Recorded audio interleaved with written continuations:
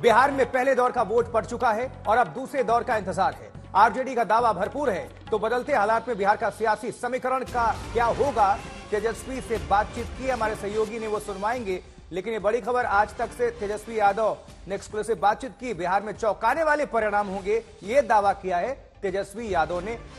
First phase की voting के बाद बीजेपी की 400 सीट वाली स्क्रिप्ट फ्लॉप, तेजस्वी यादव ये दावा करते नजर आ रहे हैं।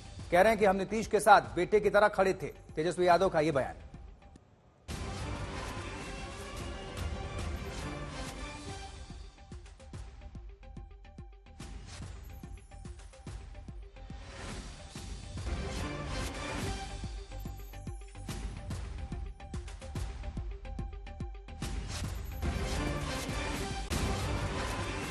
दावे हैं सभी नेताओं का, सभी पार्टियों की तरफ से अपने अपने दावे किए जा रहे हैं। और इसी बीच आरजेडी के नेता तेजस्वी यादव ने आज तक से बातचीत की है और कह रहे हैं कि 400 वाला जो एक नारा है वो फ्लॉप है, बिहार में चौंकाने वाले नतीजे होंगे, ऐसा दावा किया है तेजस्वी यादव ने।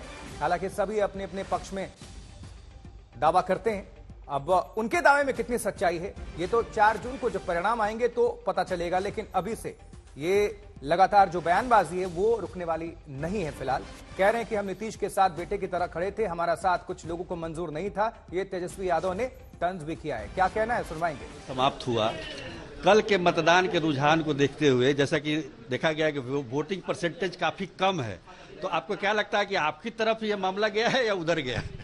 जो वोट पड़ा है हम ही लोग को पड़ा है।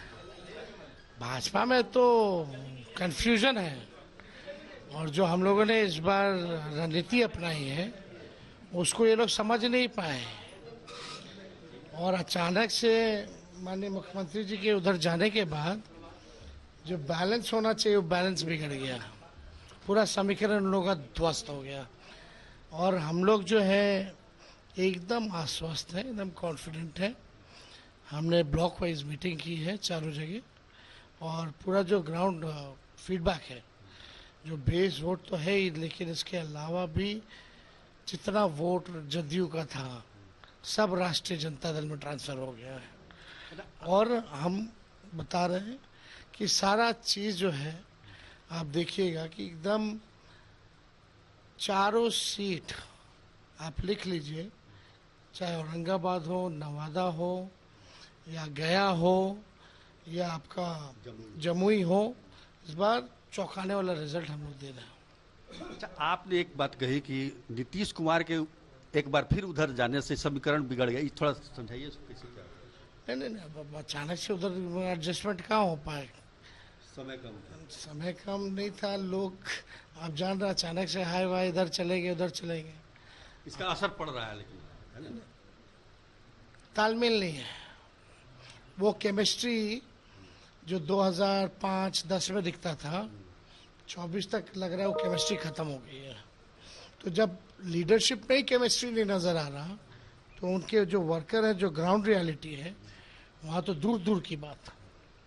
अच्छा, 2019 का चुनाव भी आप अपने अकेले दम पे लड़े थे, भले सीट नहीं आया हो, लेकिन 2024 का ये चुनाव है, दोनों में क्या फर्क पाते हैं? दोनों में 5 सालों में क्या फर्क नजर आया? देखिए, 10 साल जनता ने दिया, बीजेपी का 400 पार का नारा है, और हमें पूरा विश्वास है कि इनका जो 400 का जो फिल्म है, पहले दिन ही जो है सुपर फ्लॉप हो गया। और जो जुमला का, झूठ का जो इन लोगों ने पहाड़ सजा के रखा था, 14 में कुछ बोले तो वो तो पूरा नहीं हुआ। 14 वाली बात, अच्छे दिन आएंगे, 2 करोड़ रोजगार मिलेंगे, 15-15 लाख खाते में देंगे, वो पूरा नहीं हुआ। 19 में मेक इन इंडिया, ये इंडिया, वो इंडिया, किसानों का आय दुगुना कर देंगे 22 तक बोले थे, हर को पक्का मकान दे देंगे, बिहार को विशेष राज्य का दर्जा दे देंगे, चंपारण हो, वारसलीगंज हो, दोनों चीनी मिल खुलवा देंगे, वो भी नहीं हुआ। तो जनता तो अब देख लिया ना कि सच्चाई क्या है, इनके कथनी और करनी में अंतर है। अब 24 में 400 पार, साइकोलॉजिकली कहीं नहीं। अगर कोई राम लहर वहर कुछ है कि नहीं? देखिए, एक बात समझना होगा, जनता की अपेक्षा क्या है। प्रधानमंत्री, मुख्यमंत्री अगर चुनती है, सरकार चुनती है, एमएलए एमपी चुनते हैं, तो वो चाहते सड़क बने, बिजली की व्यवस्था हो, रोजगार हो, किसानों का आय दुगुना हो, पक्का मकान बने, सिंचाई की व्यवस्था हो। ये सारे अहम मुद्दे हैं। बिहार में पलायन रुके। बिहार जैसे गरीब प्रदेश के लिए बीजेपी ने क्या लाया? बिहार के लिए बताइए, पूरे इनके जो घोषणा पत्र है क्या था? ना नौकरी, ना रोजगार, महंगाई कैसे कम करेंगे, गरीबी कैसे कम करेंगे। बिहार के लिए तो एकदम ही नकार दिया गया, कुछ नहीं। तो कुछ है ही नहीं 24 में इनको बोलने के लिए। तो अगर लेवल प्लेइंग फील्ड हो तो भाजपा के तो 150 सीट नहीं आने, 100 सीट भी आना मुश्किल हो जाएगा। अब इनके पास मंदिर, मस्जिद, हिंदू, मुसलमान, सारी जांच एजेंसियां, कुछ गोदी मीडिया, और आप देखिएगा कि इलेक्ट्रल बॉन्ड, सारा अगर देख लें तो लेवल प्लेइंग फील्ड तो है नहीं। भ्रष्टाचार को लेकर ये बड़ा प्रहार करते हैं, जैसे कि बहुत सारे जो विपक्ष में जो नेता हैं वो कहीं ना कहीं ईडी के चक्कर में पड़े हुए हैं, तो उसको आप लोग कैसे देख रहे हैं? कैसे आप राजा हैं, बोल दीजिए भाई उसके पीछे पड़ जाओ, तंग करो, है ना? तानाशाह बैठा है, अब पीछे पड़ गया, लगे हुए हैं लोग, तो उससे क्या होता है? उससे तो हमारी ताकत बढ़ी है। और जिन जिन लोगों पर कर रहे देखिएगा ताकत बढ़ेगी, घटेगी नहीं। ये उल्टा दाव जो है उन लोगों का, सोचेंगे डर जाएंगे।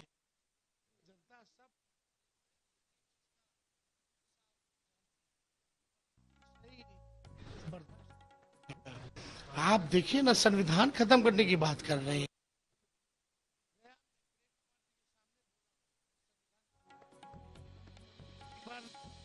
भारत में भी बोला, राजस्थान में भी बोला, और एक इनके यूपी के एमपी संविधान खत्म कर सकते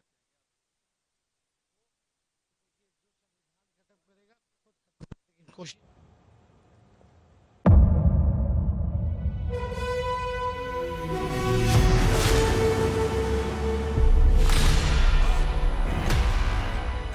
मुद्दों का मैदान, बहुत खराबों का जिम्मेदारी नहीं लिया। तर्कों पर घमासान। क्या बताना चाहते हैं इस देश को? किससे किसकी ठनी, न्याय की नीति नहीं बनती है। किसने दी किसे पटखनी। क्या सच है जिसको छिपाने की कोशिश की खबरों की दुनिया का सबसे बड़ा अखाड़ा दंगल देखे मेरे यानी चित्रा त्रिपाठी के साथ रोज शाम 5 बजे सिर्फ आज तक पर।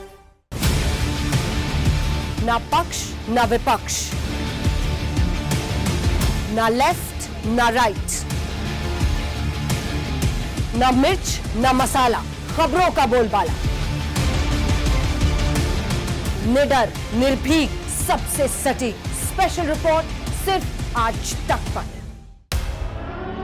एयर रेड के ये सायरन समय समय पर आपको सुनाई देते। शौर्य की, भारत और चीन के बीच साहस की, सभी बाढ़ग्रस्त इलाकों का हवाई सर्वेक्षण किया है। सरोकार की, गाजीपुर में किसान से बातचीत करें। संघर्ष की, कश्मीर को आगे बढ़ना होगा। संयम की, भावनाएं भड़की या दंगे भड़काए गए, सवालों की, जनता के लिए, जनता के द्वारा, जनता की दस्तक। श्वेता सिंह के साथ सिर्फ आज तक पर।